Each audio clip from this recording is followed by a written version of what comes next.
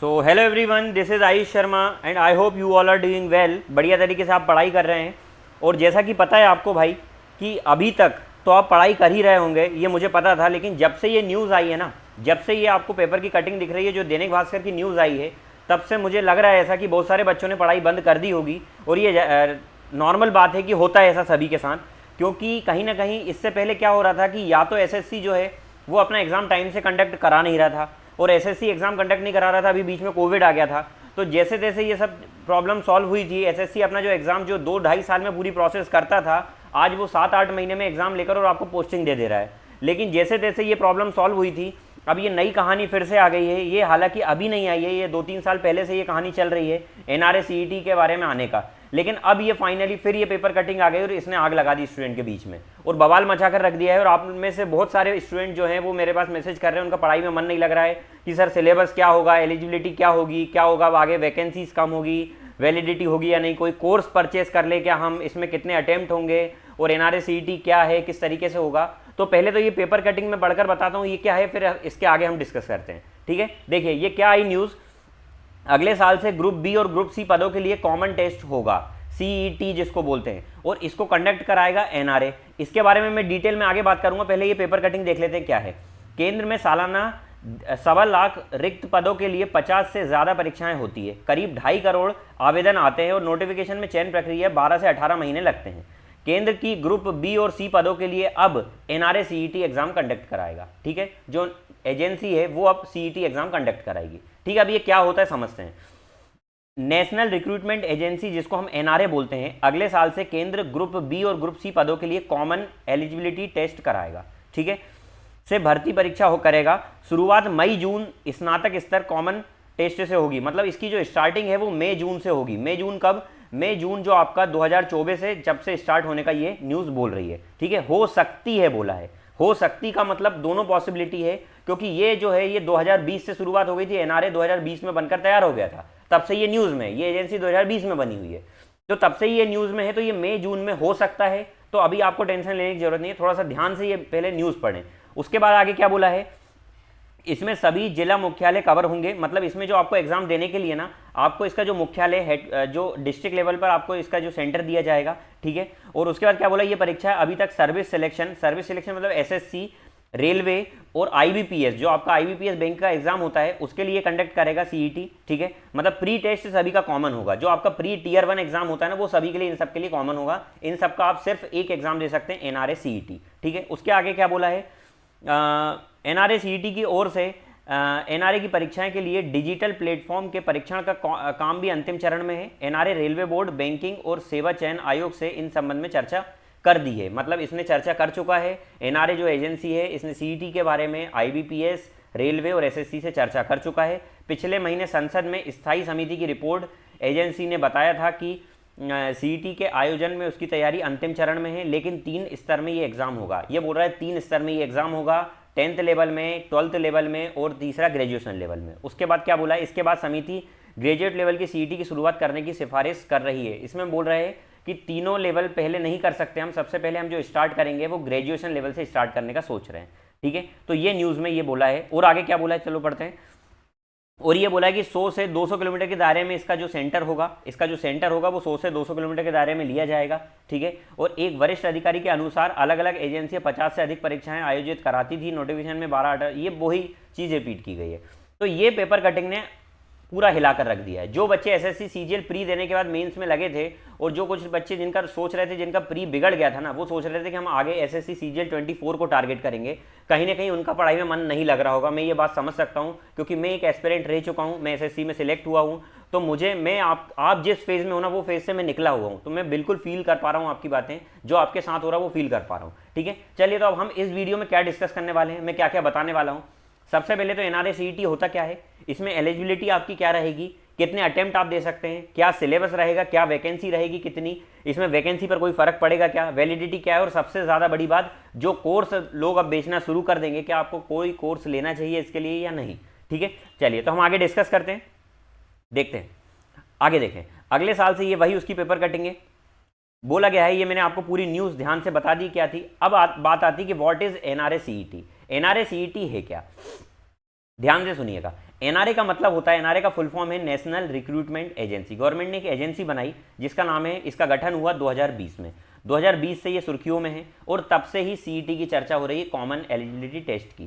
क्या ये पहली बार इस तरीके का टेस्ट हो रहा है? नहीं, इससे पहले आपका सीटेट नाम का एग्जाम होता है जो आपका टीचिंग एग्जाम के लिए बनाया गया था। और इसकी शुरुआत कब कर दी गई थी? इसकी शुरुआत भी बहुत पहले कर दी गई थी सीटेट के बारे में। तो ये टीचिंग एग्जाम होता है और ये कंडक्ट कराता है, ये आपका जो सेंट्रल गवर्नमेंट रहता है ना, उसके लिए सेंट्रल टीचिंग एलिजिबिलिटी टेस्ट। तो इसकी शुरुआत पहले ही हो चुकी थी सीईटी से पहले, तो कहीं ना कहीं सीईटी इसी के बेस पर है। ठीक है, तो ये होता है आपका एनआरए सीईटी। अब ये जो है सीईटी जो लेने का बोल रहा है, ये आपको 3 चरण में लेने का बोल रहा है। पहला 10th बेस पर लेगा, दूसरा 12th बेस पर लेगा और तीसरा ग्रेजुएशन बेस पर लेगा। ठीक है, ये 3 बेस पर ये एग्जाम लेने का बोल रहा है। अब उससे पहले, ये 3 बेस पर लेने से पहले मैं आपको एक बात बता दूं, यहां पर एक इंपॉर्टेंट बात और है कि यहां पर देखो ये एक लाइन बोली गई है, ये जो लाइन यहां पर लिखी हुई है ना, इसमें ये बोला गया है कि ये जो एग्जाम है ये 3 चरण में होगा। 10th में, मतलब 10th बेस का सीईटी अलग होगा, दूसरा 12th बेस का सीईटी अलग होगा और तीसरा ग्रेजुएशन बेस का सीईटी अलग होगा। ये 3 सीईटी होंगे। तो जैसे किसी मान लो ये सेंट्रल गवर्नमेंट के एग्जाम के लिए तो है, बैंक, रेलवे, एसएससी के लिए। ठीक है, क्योंकि एसएससी में एमटीएस होता है जो 10th बेस पर होता है। ठीक है, सीएचएसएल होता है जो 12th बेस पर होता है, और ग्रेजुएशन बेस पर आपका सीजीएल होता है, सीपीओ होता है, इस तरीके के एग्जाम होते हैं। और बैंक में भी इस तरीके के क्लर्क की पोजीशन और ऐसे एग्जाम आते हैं। रेलवे में भी ग्रुप डी वाला होता है। तो जिनमें 10th मांगते हैं, 12th मांगते हैं, उनके बेस पर ये सीईटी का आपका टीयर 1 होगा। मतलब आपको अलग अलग टीयर 1 नहीं देना पड़ेगा, आप एक बार टीयर 1 देंगे और ये 3 साल तक वैलिड रहेगा आपका, और आप फ्री हो जाएंगे।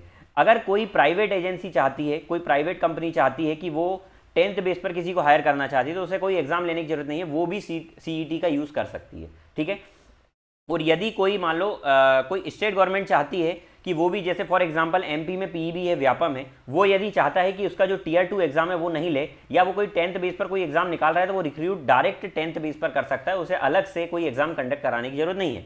यदि वो 12th बेस पर कोई एग्जाम निकालता है और 1 डे एग्जाम लेता है, तो वो सीईटी के बेस पर डायरेक्ट उसकी रिक्रूटमेंट कर सकता है कि भैया जिसके पास 12th बेस का सीईटी है और जिसने क्वालिफाई किया है वो आ जाए, इसमें एंट्री मिल जाएगी। तो ये था इसका 10th, 12th और ग्रेजुएशन बेस का। क्या इतनी बात समझ में आ गई? चलिए अब आगे चलते हैं। आगे मैं आपको एक एक बातें इसमें बताता हूँ एनआरए सीईटी के बारे में। अब इसकी एलिजिबिलिटी क्या रहेगी भैया? तो मैंने आपको बताया कि आपका या तो 10th बेस वाला होगा, 10th बेस वाला सीईटी होगा, दूसरा आपका 12th बेस वाला होगा जिसमें आपकी 12th लगेगी, और तीसरा ग्रेजुएशन बेस वाला होगा। तो इसमें ये तीन एलिजिबिलिटी आपकी होगी। यदि आप 10th पास है तो आप 10th पास वाला सीईटी दे सकते हैं, 12th पास है तो 12th पास वाला सीईटी दे सकते हैं, और ग्रेजुएशन पास है तो आप ग्रेजुएशन वाला सीईटी दे सकते हैं। क्या इतनी बात समझ में आई? आगे अब ये नंबर ऑफ अटेम्प्ट इसमें कितने दे सकते हैं? तो आप कितने ही अटेम्प्ट दे सकते हैं। ये एक साल में, जो एक साल में ये 2 बार होगा। एक साल में ये 2 टाइम्स होने का बोल रहे हैं, मतलब हर 6 मंथ के अंतराल में ये होगा। ठीक है, तो आप इसमें कितने ही अटेम्प्ट दे सकते हैं। कितने मतलब क्या है कि हर साल में 2 ही होगा तो 2 ही अटेम्प्ट दे सकते हैं। मतलब आपके ऊपर कोई ऐसा नहीं है कि भाई आप टोटल अपने लाइफ टाइम में 4 सीईटी दे सकते हैं, ऐसा कुछ नहीं है। ठीक है, तो नंबर ऑफ अटेम्प्ट की आपके लिए एलिजिबिलिटी है, आप कितने ही दे सकते हैं, वैलिडिटी रहेगी आपकी।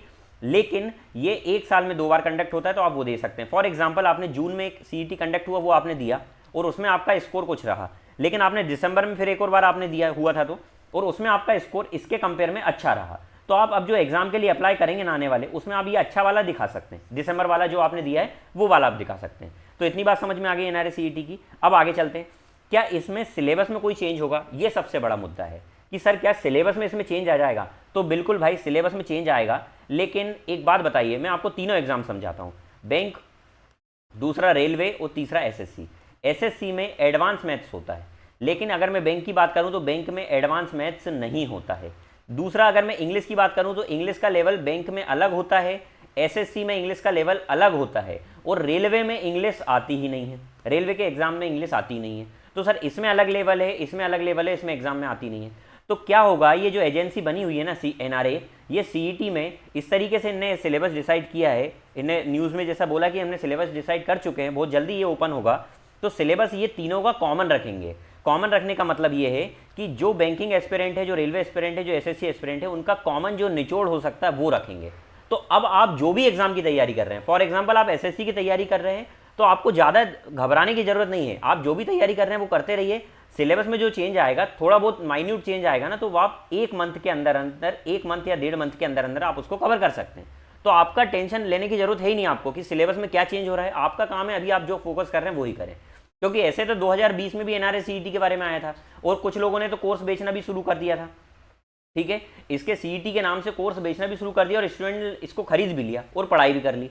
तो आपको अभी किसी को कुछ नहीं पता है कि सिलेबस क्या होगा, तो आप फालतू के झमेले में नहीं पड़े कि सर इसने बोला कि भैया हमको पता है, हमको पता है। किसी को कुछ नहीं पता है। और अभी तो ये भी गारंटी नहीं है कि ये 2024 में होगा या नहीं होगा, क्या ये 2025 में होगा या नहीं होगा, क्योंकि उनने बोला 2024 में हो सकता है। तो अभी आपका काम जो है कि अभी आप जो प्रेजेंट में कर रहे हैं वही करें। बस अपना माइंडसेट बनाकर रखें कि यदि सीईटी आ जाता है तो आप अपने आप को चेंज कर लेंगे उसके अकॉर्डिंग। समझ में आ गई बात? ज़्यादा मेजर चेंज आने वाला नहीं है। ठीक है, आगे देखते हैं। आगे बोला कि व्हेन विल इट कंडक्ट, वही मैंने बताया कि या तो 2024 में हो सकता है या 2025 में, लेकिन चांसेस 2024 में ज़्यादा है, क्योंकि आप देख रहे हैं कि एसएससी ने कहीं ना कहीं पहले 2 साल में एग्जाम कंडक्ट कराता था, 2-3 साल में इसने प्रोसेस कर दी थी। और जैसे ही हमने कैंपेन वगैरह चलाए तो या तो हो सकता है वो कैंपेन का असर हो या ये एनआरसीटी के कारण, लेकिन अब जो है वो 7 महीने से 8 महीने में एसएससी अपनी प्रोसेस कर दे रहा है और पूरा टाइम से कवर कर ले रहा है। कहाँ 2 साल पीछे चल रहा था एसएससी, 2021 का एग्जाम कभी कंडक्ट 2022 में करा रहा था, 2022 का 23 में करा रहा था, लेकिन आज ये पूरा बराबर चल रहा है। तो हो सकता है कि 2024 में मई जून से एग्जाम आपके कंडक्ट होने लगे सीईटी, तो इसका सिलेबस पहले ही आ जाएगा, पहले इसके बारे में बता दिया जाएगा। तो अभी आपको घबराने की जरूरत नहीं है। आप जो एग्जाम की तैयारी कर रहे हैं, जितना पढ़ रहे हैं, आपका काम है सिलेबस कवर करना। आप सिलेबस करिए, जो भी चेंज आता है ना आप उसके अकॉर्डिंग थोड़ा बहुत चेंज कर लेंगे। आप जो भी एग्जाम टारगेट कर रहे हैं उसके अकॉर्डिंग आप अपना करते रहिए। ठीक है, क्या इतनी बात समझ में आ गई? अब वैकेंसी पर कोई फर्क पड़ेगा क्या? तो भाई ये बहुत इंपॉर्टेंट बात है। जैसा मैं सीटेट में आपको बता देता हूँ, सीटेट का एग्जाम्पल लेता हूँ। सीटेट ने एग्जाम कंडक्ट कराना शुरू कराया 2018 में। मान लो एक वैकेंसी आई थी इसके बारे में, 2018 में इनकी वैकेंसी आई, फिर 2021 में आ रही है वैकेंसी। तो अब जिसने 2018 में सीटेट क्वालिफाई किया है, अब वैकेंसी मान लो 3 साल बाद आई, क्या 3 साल बाद आई, तो जो स्टूडेंट सीटेट दे चुका है, जिसने क्वालिफाई करा, उसका तो सीटेट की 3 साल की वैलिडिटी खत्म हो गई ना, उसे तो हर साल देना पड़ेगा। तो अब जो सीटेट आगे जो एग्जाम होगा उसमें उसका सीटेट वैलिड नहीं हो पाएगा, खासकर गर्ल्स के लिए, क्योंकि गर्ल्स ज़्यादा सीटेट एग्जाम देती हैं। क्यों? क्योंकि टीचिंग फील्ड में उनको जाना होता है, ज़्यादा सेफ जॉब मानते हैं वो, ऐसा है ना। तो सेंट्रल गवर्नमेंट में मान लो केंद्रीय विद्यालय का एग्जाम निकला और अभी 2018 में वैकेंसी आई, फिर 2021 में आई, तो डर बस यही है कि सीईटी के आने से कहीं वैकेंसी कम ना हो जाए। ये जो एसएससी में हर साल वैकेंसी निकल रही है ऐसा ना हो कि 2-3 साल में आने लगे। तो एक मुद्दा बस मुझे यही लग रहा है कि वैकेंसी में कोई लोचा ना हो जाए। बाकी इसके आने से कोई प्रॉब्लम मुझे अभी तक लग नहीं रही है। इसके प्रॉब्लम थोड़ी बहुत है, लेकिन इसके फ़ायदे भी बहुत सारे हैं। क्योंकि क्या फ़ायदे, अब मैं आपको वो बता देता हूँ। वैलिडिटी तो मैंने आपको बता ही चुका हूँ कितनी है, ठीक है। इसके फ़ायदे क्या क्या है, कोर्स के बारे में बता चुका हूँ। भाई कोर्स के पीछे आपको भागना नहीं है, आप जो आपकी प्रिपरेशन कर रहे हैं वही करें, जिस टीचर से पढ़ रहे हैं उसी से पढ़ते रहें। क्योंकि यदि ये सिलेबस चेंज होता है ना भाई, तो हर टीचर अच्छा होता है। हर टीचर ये देखता है भाई कि उसके सिलेबस के अकॉर्डिंग उसके स्टूडेंट का सिलेक्शन हो और वो उसी के अकॉर्डिंग पढ़ाए। तो आपका सिलेबस यदि चेंज होगा ना भाई, तो वो भी कहीं ना कहीं उनका कोर्स में सिलेबस में चेंज करेंगे। और यूट्यूब पर सभी आकर आपकी हेल्प करेंगे, बहुत सारे टीचर्स हैं जो हेल्प करते हैं, और मैं भी जितना पॉसिबल हो सकेगा उतनी आपकी हेल्प करूँगा। तो यदि सिलेबस चेंज होता है तो उसके अकॉर्डिंग आपको 1-1.5 महीने में आपका सिलेबस पूरा कवर हो जाएगा। तो उसकी टेंशन अभी से ना लें। क्या इतनी बात समझ में आ गई? अब मैं आपको बता देता हूं कि सर एनआरए सीईटी जो हो रहा है इसमें आप टीयर 1 सबका कॉमन देंगे। टीयर 1 आपने दे दिया, टीयर 1 के बाद जो टीयर 2 होता है ना भाई लोग, जो टीयर 2 होता है वो आपका सभी का कॉमन होगा। टीयर 2 के लिए आपको चिंता करने की जरूरत नहीं है। जैसे एसएससी का आपका जो मेंस होता है ना वो सभी में वही होगा, बैंक का मेंस होता है ना वही होगा, रेलवे का जो होता है ना वही होगा। अभी तक इनकी बात आई है, और बैंक में सिर्फ IBPS की बात चल रही है भाई।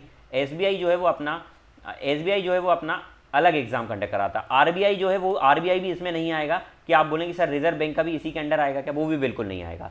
तो ये थी एनआरए सीईटी की न्यूज़, जिसमें मैंने आपको ये सब बारे में बताया कि कोर्स आपको फालतू में कोर्स के पीछे अभी से नहीं भागना है। बहुत सारे कोर्स सेल होने लगेंगे, आपको इसके चक्कर में अभी नहीं पढ़ना है, आपको अपनी पढ़ाई पर फोकस करना है। वैलिडिटी में बता चुका हूँ क्या होगी, वैकेंसी पर क्या फ़र्क पड़ सकता है उसके बारे में मैंने आपको बताया। ये होगा कब से, 2024-25 से। सिलेबस चेंज हो सकता है, बिल्कुल होगा, थोड़ा सा चेंज करना ही पड़ेगा इनको। अटेम्प्ट का मैंने आपको बता ही दिया है, एलिजिबिलिटी क्या रहेगी ये भी बता दिया है, एनआरए सीईटी कब से होगा इसके बारे में मैंने बता दिया है। तो आपको परेशान होने की ज़रूरत नहीं है भाई, ठीक है। ग्रुप बी और ग्रुप सी के लिए एग्जाम कंडक्ट होगा, ये नॉर्मल बात है, ठीक है। पर आपको देखिए थोड़ा सा फर्क तो पड़ता ही है, मैं समझ सकता हूँ। सभी को लगता है कि सर ये एनआरए सीईटी आ गया, अभी तक हम जो प्रॉब्लम जैसे तैसे एसएससी का सिलेबस चेंज हुआ था हम उसके अकॉर्डिंग अपने आप को हमने सेटल किया था। जीएस जो प्री में कम आता था वो मेंस में ज़्यादा आने लगा, तो जैसे तैसे हम ये कर रहे थे, लेकिन कहीं ना कहीं ये सब चीज़ें हमारी फिर चेंज हो रही है। तो भाई चेंज से आपको डरना नहीं है, क्योंकि चेंज तो ज़रूरी है, चेंज होता ही रहता है सिस्टम में। तो आपको अपनी प्रिपरेशन पर बेस से देना है। अभी आपके हाथ में क्या है, अभी प्रेजेंट में आपके हाथ में क्या है, प्रेजेंट में आप जिस भी एग्जाम की तैयारी कर रहे हैं, चाहे एसएससी में आप लगे थे, चाहे आप बैंक में लगे थे, चाहे आप रेलवे में लगे थे, आपके हाथ में ये है कि सर आप जो भी एग्जाम की तैयारी कर रहे थे ना, आप उसको बढ़िया तरीके से करते रहें। अभी न्यूज़ सिर्फ इतनी आई है, एक पेपर कटिंग आपका फ्यूचर डिसाइड नहीं कर सकती। अभी आने वाले समय में सुप्रीम कोर्ट में ये पूरा चलेगा, पूरा प्रॉपर तरीके से ये फाइनल होगा, और फाइनल आने में थोड़ा सा समय लग सकता है। बाकी मुझे लग रहा है कि कुछ 1-2 महीने में ये आ जाएगा, इसका जो भी फाइनल होगा। तो जैसे ही फाइनल आएगा, हमारी जो प्रिपरेशन चल रही है, सिलेबस देख करके हमने क्या सिलेबस में चेंज हुआ उस हिसाब से हम करने लगेंगे। एसएससी का यदि पढ़ रहे हैं तो आपने एडवांस मैथ्स पढ़ ही लिया होगा। यदि आप बैंकिंग में हैं, क्योंकि अब एडवांस मैथ्स इतना हाई लेवल का जो इसमें एसएससी में आता था, ऐसा नहीं है कि अब ये कॉमन करके बहुत ज़्यादा हाई लेवल का देंगे, वो ऐसा देंगे मॉडरेट लेवल का कि तीनों का कवर हो जाए। क्या बात समझ में आ रही है? और भैया सीईटी सभी के लिए पहली बार है, तो यदि मैं आपसे बोल रहा हूँ कि इस लेवल का हो रहा है तो ये गलत बात है, क्योंकि मुझे भी कोई ऐसा तो है नहीं कि मैं डिपार्टमेंट में गवर्नमेंट का पार्ट हूँ तो मैं जाकर उनकी पूरी इन्फॉर्मेशन आपको दे दूँ,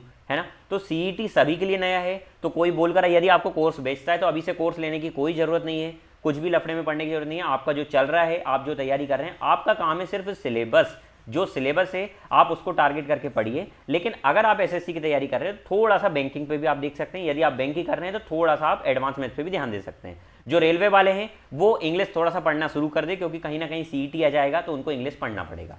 क्या इतनी बात समझ में आ गई?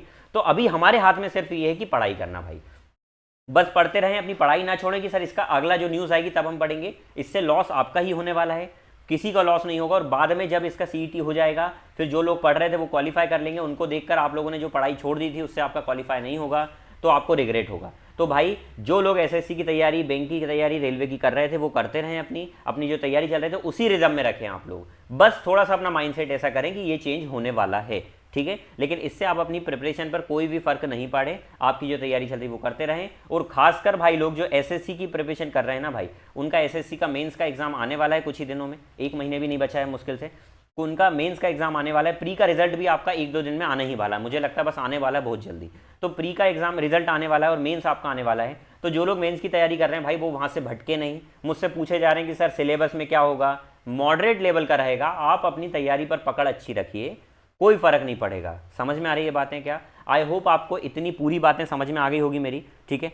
और मुझे उम्मीद है कि आपको ये जो पूरे आपके डाउट्स हैं मैं ये पूरे क्लियर कर पाया हूँगा। और यदि आपको ये वीडियो अच्छा लगा ना भाई तो लाइक ज़रूर करना, ठीक है, शेयर जरूर करना। किसी को इन्फॉर्मेशन नहीं है तो उसको शेयर जरूर करें। कोर्स के बारे में बिल्कुल ध्यान रखें, फालतू में अभी से कोर्स के पीछे बिल्कुल ना पड़ें कि सर ये कोर्स परचेस कर लिया, भटकने से कुछ नहीं होगा। जो रास्ते पर अभी चल रहे हैं उसी पर चलें, क्योंकि फाइनल डिसीजन आना भी बाकी है। अभी फाइनल बिल्कुल न्यूज़ नहीं आई है, क्योंकि इनने बोला हो सकता है। तो आप अपना लॉस ना करें। अभी जो एग्ज़ाम की आप तैयारी कर रहे हैं, अभी 2023 चल रहा है, उसकी तैयारी करते रहें, बढ़िया तरीके से रहें, अपनी प्रिपरेशन करें। बिल्कुल भी डीमोटिवेट होने की ज़रूरत नहीं है भाई। और यदि वीडियो पसंद आया तो लाइक ज़रूर करें, शेयर करें, और हमारे साथ आपका ऐसा ही प्यार बनाए रखें, ठीक है। मिलते हैं अगली क्लास में। अगली क्लास में जो हमारी एसएससी की सीरीज़ चल रही है उसमें हम कंटिन्यू रहते हैं, और इसी प्रकार से अपना प्यार बनाए रखें, ठीक है। तो thank you so much class, thanks for watching this video, ठीक है। तो जय हिंद, वंदे मातरम।